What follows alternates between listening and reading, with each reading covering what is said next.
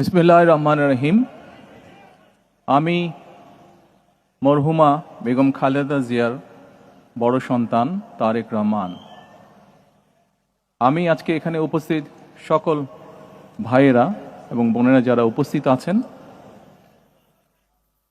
মরহুমা বেগম খালেদা জিয়া জীবিত থাকাকালীন অবস্থায় যদি আপনাদের কারো কাছ থেকে কোনো ঋণ নিয়ে থাকেন, দয়া করে আমার সাথে যোগাযোগ করবেন, আমি সেটি পরিশোধের ব্যবস্থা করব ইনশাআল্লাহ।